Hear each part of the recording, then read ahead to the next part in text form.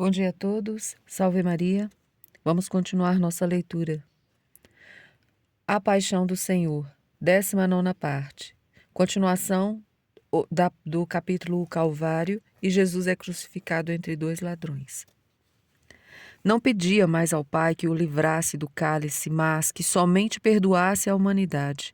Estava repleto de alegria, viu que a cruz seria adorada e amada, viu que os mártires, por defender a verdade, morreriam de modo semelhante, viu o triunfo que os cristãos conquistariam com a cruz, viu os milagres que pelo sinal da cruz aconteceriam pelo mundo, viu tantos homens que se tornariam santos vencendo o pecado. A cruz seria alcançada como uma bandeira pela qual os homens conquistariam o céu. São João Damasceno diz que ao ser cravado na cruz, Jesus ficava de frente para o povo e de costas para Jerusalém, porque a cidade não tinha acreditado nele. O Senhor, do alto da cruz, viu sua mãe. Com o olhar buscou consolo em quem mais o amava. 30 anos de convívio faziam que Jesus conhecesse profundamente a bondade de sua mãe e de seu sincero amor. A Virgem Maria, Mãe de Deus, somente ela podia conhecer intimamente o Filho.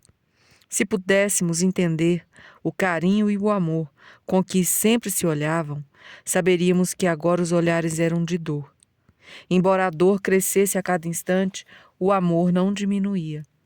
Se Cristo amou tanto a Igreja, que se entregou por ela, imagine como amava a Virgem Maria, mãe da Igreja, que tinha um valor muito maior. Ela que animaria e sustentaria a Igreja quando ele partisse. O Filho se oferecia também por sua mãe. Depois de sua morte, mais que ninguém, ela estaria em graça e com a força do Espírito Santo. A Virgem Maria olhava com amor, agradecimento e humildade, pois, se com a morte Jesus se tornaria Rei e Senhor do Universo, ela, que compartilhou toda a sua dor, seria proclamada Rainha e Senhora da humanidade. Jesus, desejoso de conseguir para os homens a liberdade e acumular de graças sua mãe, estendeu os braços sobre a cruz. Os executores, com fortes marteladas, cravaram-no na cruz. Ali estava o Rei dos Reis, pregado no madeiro e Maria cravada no seu coração. Começou a escorrer sangue da cruz até o solo. Eram como aqueles 4 rios que regavam o paraíso e fertilizavam a terra. Contudo, este sangue era infinitamente mais precioso.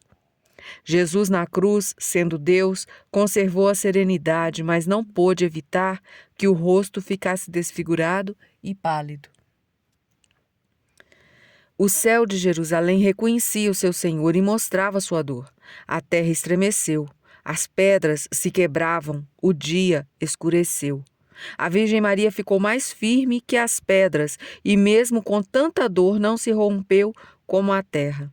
Sua alma permaneceu clara, mas mais brilhante que o sol. O rosto resplandecia dor e o corpo quase não aguentava ficar em pé. Ao mesmo tempo foram crucificados com ele 2 ladrões, um à sua direita e o outro à sua esquerda, e Jesus no meio. Pilatos redigiu também uma inscrição e a fixou por cima da cruz. Nela estava escrito: Jesus de Nazaré, Rei dos Judeus. Muitos dos judeus leram esta inscrição porque Jesus foi crucificado perto da cidade e a inscrição era redigida em hebraico, em latim e em grego. São Mateus diz: este é Jesus, o Rei dos Judeus. São Lucas: este é o Rei dos Judeus. São Marcos: apenas o Rei dos Judeus. Esses evangelistas se preocuparam apenas em dar o sentido da condenação, que é o mesmo em todos, embora com alguma variação. São João reproduz o texto completo, mas mais jurídico e detalhado. Jesus de Nazaré, Rei dos Judeus. Os outros 2 ladrões também receberam a inscrição, pois era costume indicar a condenação. Pilatos decidiu colocar como título da inscrição que Jesus pretendia ser rei, se opondo a César, mas a decisão de Deus foi diferente, pois ficou escrito que realmente Jesus era rei. Os judeus e os romanos escarnecem de Jesus. Retiraram as escadas logo que Jesus ficou cravado na cruz. Assim todos podiam ver. A multidão conservava-se lá e observava. Os príncipes dos sacerdotes escarneciam de Jesus. O sol escureceu, fechou os olhos para não ver escárnio tão cruel e ficou tudo escuro para esconder um pouco a vergonha do Criador. O povo, vendo-o pendurado na cruz, começou a gritar e amaldiçoá-lo, pois aquele que é pendurado é um objeto de maldição. Está em Deuteronômio 21, versículo 23. Cristo reuniu-nos da maldição da lei, fazendo-se por nós maldição. Está em Gálatas 3, versículo 13. Por ser homem pobre, a roupa do Senhor devia ser corrente. Usava, como todo judeu, uma túnica curta e sem mangas, por cima uma túnica comprida, com mangas longas, e um manto sobre os ombros. Depois que os soldados crucificaram Jesus, tomaram suas vestes e fizeram delas 4 partes. A túnica, porém, toda tecida de alto a baixo, não tinha costura. Portanto, foram 4 verdugos que receberam as vestes como pagamento. A túnica era inconsútil, sem costuras, segundo a tradição feita por Maria Santíssima. Conserva-se em perto de Paris, na Basílica de Argenteuil, uma túnica que a tradição afirma ser de Jesus, embora a coloração, a antiguidade da peça, o tamanho, o tecido, as marcas de sangue humano da flagelação e de ser inconsútil corroborem positivamente, ainda não se pode afirmar com certeza ser uma relíquia verdadeira. Como era valiosa, os soldados resolveram tirar a sorte sobre ela. Rigorosa foi a justiça que caiu sobre Jesus. Nem sequer as vestes ficaram como recordação para sua mãe. Teve que ver as vestes sendo repartidas como forma de pagamento pela crueldade feita com ele. Cumpria-se a profecia: repartem entre si minhas vestes e lançam sorte sobre minha túnica. Os soldados sentaram-se e montaram guarda. Era costume vigiar os condenados enquanto estivessem vivos. Provavelmente vigiavam com afinco, pois os sacerdotes e escribas, com medo que roubassem o corpo de Jesus, pagaram uma boa quantia. Foram horas tortuosas. Como estaria um homem flagelado, pendurado numa cruz, com os braços e pés estendidos e cravados, fazendo uma enorme força para sustentar o corpo? A cidade estava cheia de gente, vinda de todas as partes para celebrar a Páscoa. Os que passaram o injuriaram, sacudiram a cabeça e diziam: Tu que destróis o templo e o reconstrói em 3 dias, salva-te a ti mesmo. Se és filho de Deus, desce da cruz. Cumpria-se novamente o que estava escrito: Todos os que me veem zombam de mim. Dizem, meneando a cabeça. Fizeram-me objeto de escárnio, abanam a cabeça ao me ver. Está tudo registrado nos Salmos. O povo acreditou nas mentiras dos sacerdotes, por isso repetiam o que tinham ouvido e o escarneciam como um mentiroso. Ficavam alegres que um enganador estivesse na cruz, pois se fosse quem realmente dizia ser, facilmente desceria da cruz. Pobre gente cega, que não enxergava a luz do amor de Cristo, que prova maior do que morrer para salvar os homens e depois de 3 dias ressuscitar? Esperei em vão quem tivesse compaixão de mim, quem me consolasse, e não encontrei. Está registrado nos Salmos.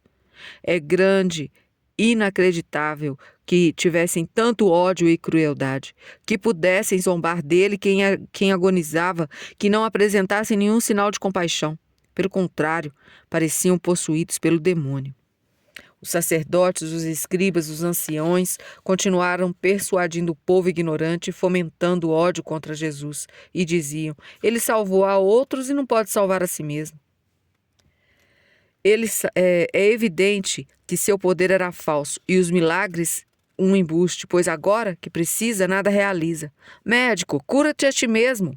Está tudo registrado em São Mateus 27:42, São Lucas 4:23. Desça da cruz e nós acreditaremos que é o Rei de Israel. Se é realmente o Filho de Deus, que ele o salve. Assim diz a Escritura. Esperou no Senhor, pois que ele o livre, que salve, se o ama.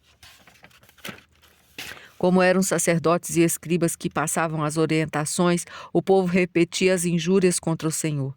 Do mesmo modo, os soldados zombavam dele. Aproximavam-se dele, ofereciam vinagre e diziam: Se és rei dos judeus, salva-te a ti mesmo. E os ladrões crucificados com ele também o ultrajavam.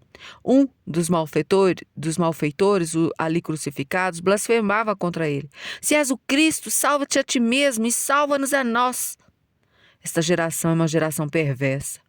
Pede um sinal, mas não lhe será dado outro sinal, senão o sinal do profeta Jonas. Pois como Jonas foi um sinal para os ninivitas, assim o Filho do Homem será para esta geração. Nada escapava do escrúpulo dos sacerdotes. Repararam que a placa dizia Rei dos Judeus. Segundo eles, Jesus não era rei, como também ser rei dos judeus não é um crime. Isso ofendia sua lei e sua justiça, pensando que fora uma inadvertência do governador. Os sumos sacerdotes dos judeus disseram a Pilatos: Não escrevas rei dos judeus, mas sim, este homem disse ser o rei dos judeus. Respondeu Pilatos: O que escrevi, escrevi. Os insensatos não reparavam que Deus se servia deles para que todos fixassem bem o título da cruz, Rei dos Judeus. Escrito em todas as línguas faladas do Império Romano, dizei às nações: O Senhor é Rei.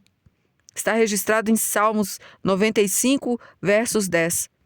Talvez possa trazer surpresa que em tão pouco tempo fosse resolvida a causa de Jesus de Nazaré e o levassem para o crucificarem.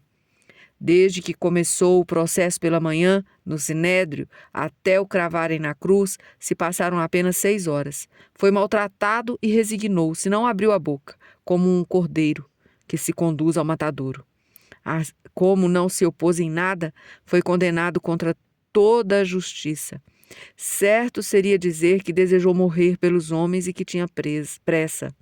Devo ser batizado num batismo, e quanto anseio até que ele se cumpra. Está registrado em São Lucas, capítulo 12, versículo 50. Vamos terminar por aqui. O exemplo da cruz ficará para amanhã, para a nossa leitura de amanhã. Perdoem os erros hoje. A todos, salve Maria.